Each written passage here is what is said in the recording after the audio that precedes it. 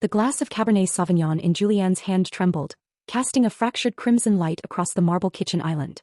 Across from her, Maya, her business partner and closest confidant, kept her eyes locked on her salad fork. "Say it again," Julianne whispered. Her voice was too quiet. "Dangerous. And look at me when you do." Maya finally raised her head. The guilt etched into her face was confirmation enough, but the words still cut like glass. "I said, Liam didn't pull those late nights at the architecture firm to finish the Riverside project. He was with me. In my apartment. For the last 6 months." The timeline slammed into Julianne's chest like a physical blow. 6 months ago, Julianne had been planning Maya's surprise 30th birthday party.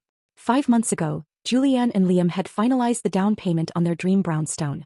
3 months ago, Julianne's father had passed away, and Liam had supposedly been swamped with work, leaving her to sit by the hospital bed alone. "You sat at my dinner table," Julianne said, her knuckles turning white around the wine glass. "You listened to me cry about how distant he was feeling. He told me it was just stress, Maya. You recommended a couples therapist. Because I wanted him to fix things with you." Maya cried, tears finally spilling over.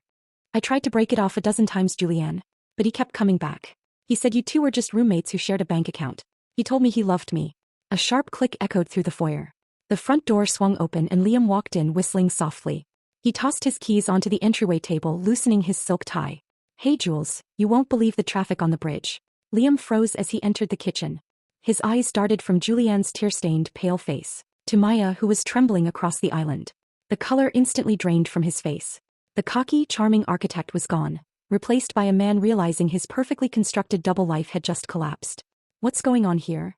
Liam stammered, taking a step backward toward the door. "Maya was just catching me up on your schedule," Julianne said. Her voice had gone entirely cold.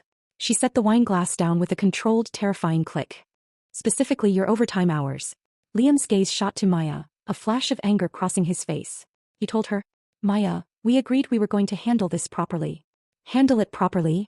Julianne echoed, letting out a sharp, humorless laugh. "What was the plan, Liam? Wait until the closing documents on the new house were signed so you could lock me into a mortgage while you screwed my best friend in her guest room?" "Jules, listen to me," Liam pleaded, stepping forward, his hands raised in surrender. "It's not what you think. It was a mistake. A massive, stupid mistake. I was under so much pressure and you were so focused on your dad.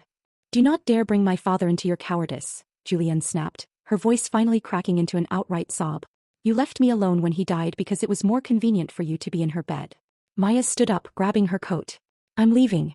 I shouldn't have let it go this far." "No, you stay right there," Julianne commanded. She walked over to the entryway, picked up Liam's leather briefcase and dumped its contents onto the floor. Blueprints, pens and a small velvet jeweler's box spilled across the hardwood. Julianne stared at the box. She knelt down, picked it up and flipped it open. Inside was a stunning, emerald-cut diamond ring. Maya gasped, covering her mouth. "Liam, you said you hadn't bought it yet." Julianne looked up at Maya, then at Liam, a twisted smile forming on her lips. "Oh, this is beautiful. Who is it for, Liam? Were you going to propose to her, or were you buying my silence?" Liam looked back and forth between the two women, completely cornered. The silence in the room was suffocating. Julianne closed the box with a sharp snap and slid it into her own pocket. She stood up, walked to the front door and opened it wide to the cool evening air. "Both of you get out," Julianne said, her voice dropping back down to a deadly, calm whisper. "Liam, your clothes will be in trash bags on the curb by midnight. Maya, our lawyers will handle the dissolution of the agency tomorrow morning. If either of you ever speaks to me again, I will ensure every single client we have knows exactly what kind of people you are." Maya rushed out first, sobbing into her hands without looking back. Liam lingered for a fraction of a second, his mouth opening as if to offer one last excuse. Julianne didn't give him the chance. She slammed the door in his face, locked it and leaned her back against the wood, listening to the sound of his footsteps fading down the hallway. The heavy oak door slamming shut vibrated through the soles of Liam's shoes. On the dimly lit apartment corridor landing, the silence between Liam and Maya was deafening. Maya was already halfway down the stairs, her shoulders shaking violently under her trench coat. "Maya, wait. Stop," Liam called out, rushing down after her. He caught her by the elbow in the building's tiled lobby. She whipped around, slapping his hand away with stinging force. "Don't touch me, Liam. Don't you dare touch me. We need to talk about this," Liam hissed, his eyes darting to the glass front doors of the lobby, terrified a neighbor would see them. "We can fix this. Julianne is just hurt. She's lashed out, but..." "Fix this." Maya's voice cracked, a harsh, watery laugh escaping her. "Did you see her face? There is no fixing this. Our business is gone. My reputation is gone. And you lied to me." Liam blinked, his defensive armor slipping. "What are you talking about? I didn't lie to you. The ring, Liam."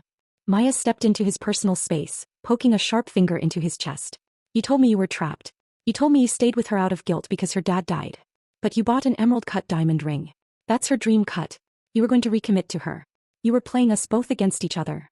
Liam opened his mouth, but for the first time his quick-tongued charm failed him. The truth was ugly. He loved the thrill of Maya, but he loved the stability and social status of his life with Julianne. He had bought the ring to pacify Julianne, planning to relegate Maya to a permanent shadow in his life. Seeing his hesitation, Maya's face hardened into absolute disgust. You are a coward. I gave up my best friend for a man who treats women like chess pieces. Stay away from me, Liam. We are entirely done. She pushed past him into the cool night air, leaving him standing alone under the harsh fluorescent lights of the lobby. 6 months later. The morning sun streamed through the floor-to-ceiling windows of a minimalist storefront downtown. The scent of fresh paint and eucalyptus filled the air. Julianne stood on a stepladder, adjusting a sleek brass light fixture. The past 6 months had been a grueling gauntlet of legal battles. True to her word, Julianne had bought Maya out of their old agency for pennies on the dollar, leveraging the threat of a public scandal to force Maya to sign a non-compete clause. Maya had since relocated to a smaller city upstate, starting from scratch. Liam had tried texting Julianne from 3 different burner phones, but she blocked each one without reading the messages. His belongings had indeed met the midnight curb, and his reputation in the local architecture community was severely tarnished. But today wasn't about them.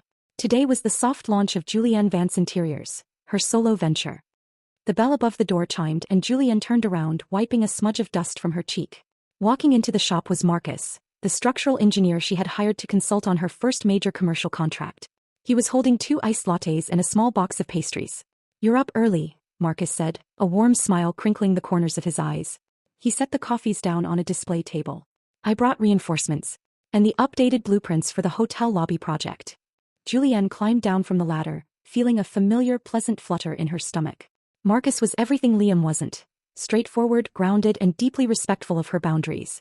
When they worked late, it was strictly about load-bearing walls and zoning laws, but over the last month, those meetings had naturally bled into long dinners and shared laughter. You're a lifesaver, Julianne said, taking the latte. Her hand brushed against his, and for the first time in half a year, she didn't feel a pang of anxiety or an urge to pull away. I also wanted to give you this, Marcus said, reaching into his pocket. He pulled out a small, beautifully carved wooden keychain shaped like a blueprint compass. A housewarming gift for the new business. No strings attached. Just, I'm really proud of what you're building here, Julianne. Julianne looked at the keychain, then up at Marcus's honest face. The weight she had been carrying since that awful night in her kitchen finally felt light enough to drop completely. She smiled, a genuine, radiant expression that felt entirely hers. Thank you, Marcus, she said softly. Let's look at those blueprints. The grand opening gala for Julianne Vance Interiors was a glittering success. Mid-century modern velvet sofas served as seating vignettes. Soft jazz filled the crowded storefront. Waiters circulated with champagne and smoked salmon crostini. Julianne looked radiant in a tailored emerald green jumpsuit. She stood near the center of the showroom, laughing with the city's top real estate developers. 4 months, people whispered about the messy split with her ex-partner and ex-fiancé. Tonight, her flawless design work silenced them completely. The texture layering here is masterful, Julianne, praised Eleanor Vance, no relation, a major luxury hotel investor. We need this exact energy for our new boutique resort project. Thank you, Eleanor, Julianne smiled warmly. I've already drafted some preliminary mood boards with your aesthetic in mind. Across the room, Marcus caught her eye. He raised his champagne glass in a subtle, proud toast. He spent the evening introducing Julianne's solo work to his own network of builders and city planners. He didn't hover, he just supported her from the wings. Then the bell above the entrance door chimed. The chatter near the front entrance dipped. Julianne turned her head, her smile freezing. Standing in the doorway, wearing a slightly disheveled charcoal suit, was Liam. He looked thinner than he had 6 months ago. The arrogant spark in his eyes was replaced by something desperate. He didn't have an invitation, but he had clearly used his old charm to slip past the generic security at the door. Julianne felt a momentary surge of the old panic, but she clamped down on it instantly. She excused herself from Eleanor and walked directly toward him. She intercepted him before he could step fully into the showroom. You have exactly 30 seconds to leave, Liam, Julianne said. Her voice was a razor-thin whisper, completely calm. Jules, please, Liam begged, looking around at the affluent crowd. I just wanted to see your success. I wanted to see you. Nobody will hire me for high-end residential anymore. Maya destroyed my name upstate and I miss you. I made a mistake, Jules. Can we just step outside and talk? Before Julianne could answer, a solid presence appeared at her shoulder. Marcus stepped up, his expression unreadable but his stance firm. He didn't say a word, he just stood by her side, a quiet wall of defense. Liam looked at Marcus, then down at Marcus's hand, which was gently resting on the small of Julianne's back. A flash of bitter realization crossed Liam's face. Julianne looked directly into Liam's eyes and felt nothing. No anger, no longing, just a profound sense of closure. "You aren't welcome here, Liam," Julianne said clearly, loud enough for a few nearby guests to turn their heads. "My success has nothing to do with you. Goodbye." Liam swallowed hard, realizing he had no power here anymore. He backed away, pushed through the glass door and disappeared into the rainy city night. Julianne took a deep breath, turned to Marcus and smiled. "Now where were we?" The night ended with Julianne signing 3 new commercial contracts, securing her financial independence and proving that her talent was entirely her own.